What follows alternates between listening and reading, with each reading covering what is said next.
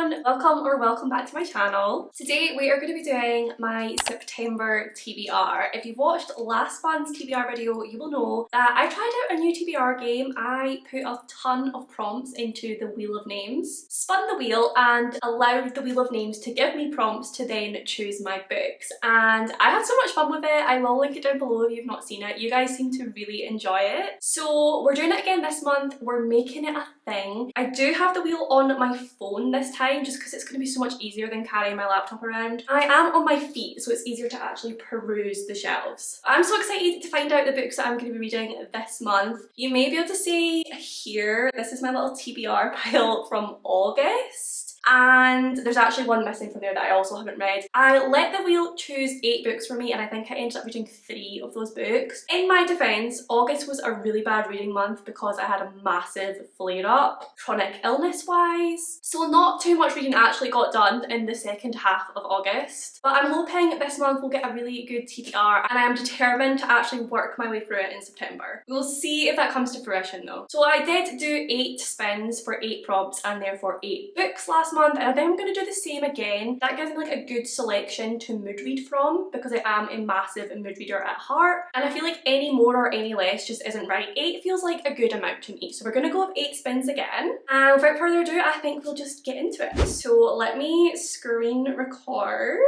Okay, and we're going to go ahead and do our first spin. A book with vampires. Interesting. Oh my god, I actually don't know what ones to choose for this. What vampire books do I have?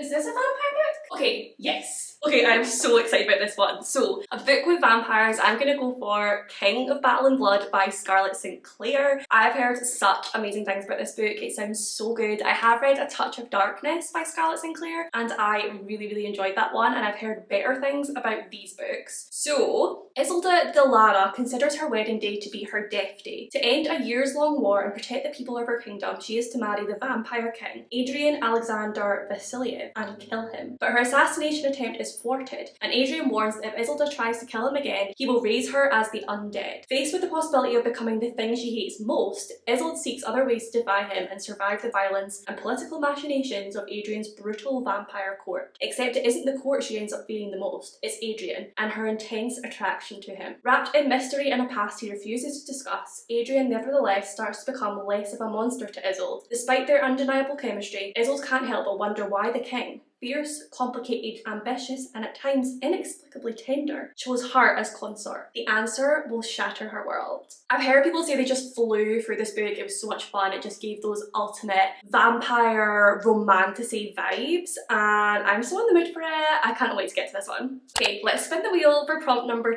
2. I really wish this wheel was faster. The anticipation kills me. Gifted to me. Oh, interesting. Gifted to me.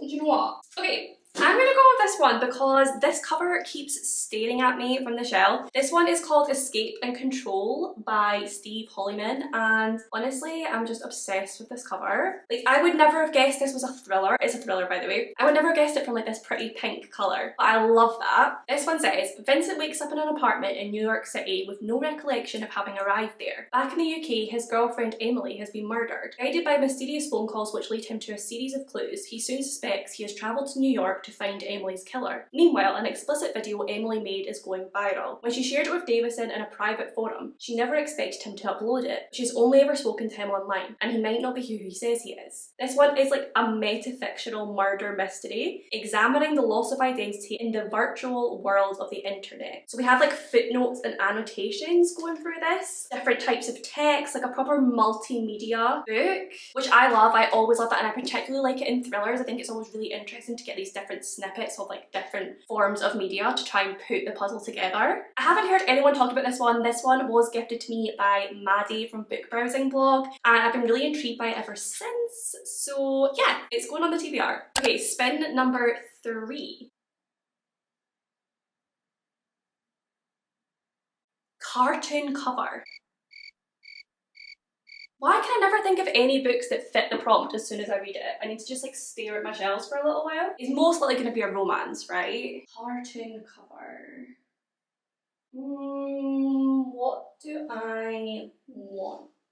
Oh my god, why is this so hard? Okay, I think I'm gonna go with this one. My Killer Vacation by Tessa Bailey. That's a cartoon cover, right? I would say that's a cartoon cover. They're cartoons. This one sounds super interesting. I haven't read any Tessa Bailey before, and I know I should probably start with It Happened One Summer, but this one looks fun and quick and exciting, so I feel like it'd be a good way to like enter into her writing and hopefully speed through. Also, I really want to like speed through some books in September, so quick little fun ones like this are where it's at. I'm pretty sure this one is like Grumpy Sunshine. We have an elementary school teacher who is on like holiday, I think, like on vacation, and then she meets a brash bounty hunter, and she believes that her hours of true crime podcast listening will help her to become a murder-solving team with him. He very much does not want to be like her babysitter. Somehow they end up wrapped up in this like story together, and yeah, that was probably like the worst plot summary you have ever heard, but to be honest, that's all I really know about this one.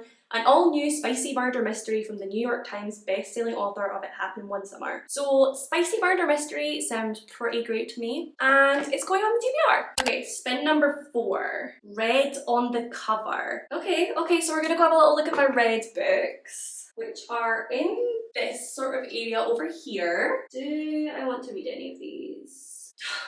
Do you know what, for this one I'm going to kind of cheat. I'm going to pick a book that I've actually already started. I just started this last night. It's currently the 31st of August when I'm filming this, so it's pretty much September. I started this book last night and it's definitely going to be like my first or one of my first reads of September anyway. So I'm not very far through it. We're going to go with Legendborn by Tracy Dion. There is red.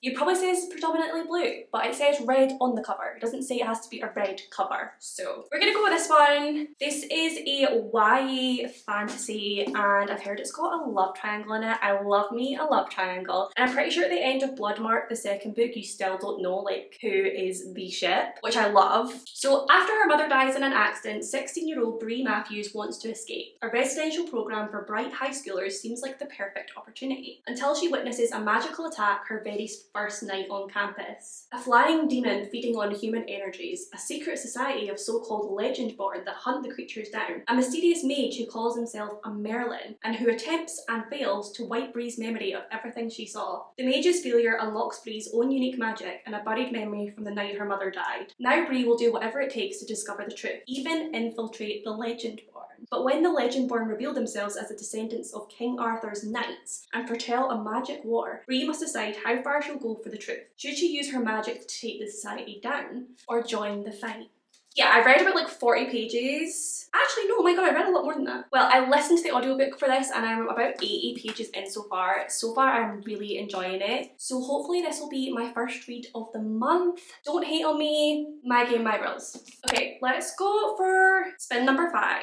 We've got quite a good mixture of books so far, so if we could keep this up, that'd be great. And we have sequel. Okay, well I definitely do need to like continue with the 27 series. Yes, 27. I have started so far this year. Let's just not talk about it. So what sequel should we go for?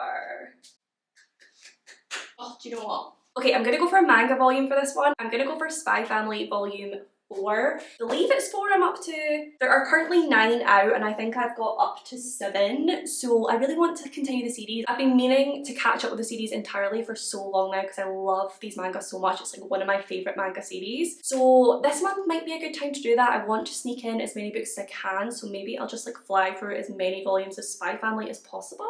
If you don't know, Spy Family basically follows Twilight, who is an undercover secret agent, and at the beginning of volume 1, for his newest assignment, he must have a fake daughter and a fake wife to infiltrate this like amazing prestigious academy and continue with his assignment. But he doesn't know that his fake daughter is actually a telepath and his fake wife is an assassin. And it's just so much fun. I absolutely love this manga series. I always have so much fun with the volumes so far, and I'm really hoping that the rest of the series will continue to make me super happy. 3 more to go. Let's do this. So we're now spinning for prompt number 6. And we have got A book with... I don't really want another book with vampires, that's a little bit boring. Like, I don't want to take any of these prompts out because I want to reuse them for other TBRs in the future, but I don't really want the same prompt to come up twice in one TBR. That's a bit boring, right? Let's spin again. Let's spin again, because, yeah, we want some more excitement in here. Prompt 6, take 2. Companion book. Oh my god, why does this game want me to just continue with all the series? I mean, it's a good thing because I need to do it, but okay, companion book. Okay, this one I'm going to go for Terms and Conditions by Lauren Asher. This is the second book in the Dreamland Billionaire series. These are companion novels because they follow 3 brothers, different brother in each book, and basically their grandfather has passed away and he owns what is basically a Disneyland, and he leaves each of them like an assignment, a task that they have to complete in order to get their inheritance. And in this second one we follow Declan, and I'm pretty sure his task is to get married and have a baby, which is an interesting one. I'm really intrigued to see how that plays out in here. I don't really know how you strive to do those things and do them right. I'm a little bit cautious of this one. I'm not sure how much I'm going to enjoy it. I'm hoping I'm going to love it because I really enjoyed the first one. I really like Lauren Asher's writing and I flew through the first book. I thought it was going to be quite dense, but it really wasn't. So hopefully I will do the same with this one. Okay, the penultimate spin. Let's find out what we have for prompt number 7. Grumpy Sunshine? Oh my god, okay. Oh, okay, this could be hard. How do you find a Grumpy Sunshine without really knowing the book? Wait a minute, is this a Grumpy Sunshine?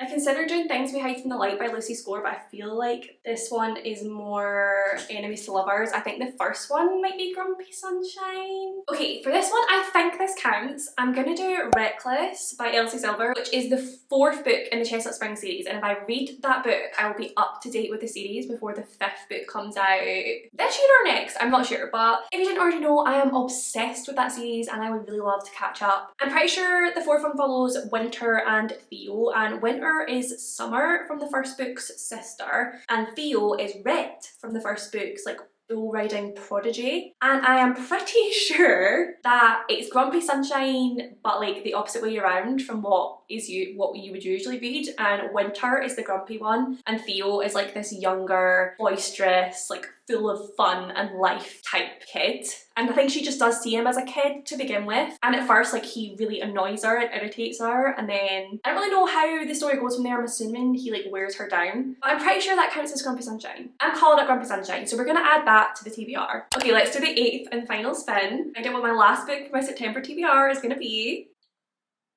No. I mean, the game told me to. Like, I can't argue with that. I'm gonna have to buy a book. Okay, we're gonna go onto my wish list and we're gonna have a little look because I actually can't think of, like, this is so overwhelming. When you suddenly have to make a decision, you can't think of any of the options. So what have I put on my wish list recently that I would really like to read this month? I can't believe I actually got that one. Oh. I also just got paid today, so it kind of works out well. What is on my wish list? What have we got? I do have a lot of romance on there so far, so maybe I should choose something else. I've seen a lot of people talking about The Naturals by Jennifer Lynn Barnes recently. That could be a shout. Oh, I do need to complete my Riley Sager collection, so I could get Survive the Night. Oh, this is so tough. Okay, do you know what? No, it's too much. It's too much. I can't do it right now, so I'm not going to buy a book right now. What I am going to do is buy a book at some point during the month and read it. So maybe we could do like a book shopping vlog, like come book shopping with me. I'll choose the book, I'll buy the book, and I'll read it. Let's do that. That's exciting. Yeah, okay. New plan. I'm not going to buy the book right now. I am going to buy the book in a separate video. I hope that's okay. So, we're obviously missing a couple, but here are the books I currently have in physical form for my September TBR. We also have Reckless by Elsie Silver, which is on my Kindle. It's on Kindle Unlimited, and we're going to buy a book at some point in September as well. I am so excited. I feel like this has chosen such a good TBR. I really feel like I could do well with this TBR, you know, I'm really excited for all these books. But yeah, that will conclude this video. I really hope that you guys enjoyed it. I feel like this is such a fun way to choose my TBR, and I hope that you guys agree. Again, if you think of any prompts that I should add to the wheel, please do comment them down below because I do want to keep this fun and exciting and different. Let me know what is on your September TBR. I'd love to know. If you made it to the end of the video, pop a fries emoji down below because My takeaway just arrived in order to go and gorge on fries. I can't wait. So pop a fries emoji down below just to let me know that you made it to the end of the video and that you enjoyed your time here. But as always, if you did enjoy the video, please do give it a big thumbs up. Subscribe for more bookish content from me. Comment down below with any of your thoughts and feelings. I do reply to every single comment. I love you all and I'll see you in my next one.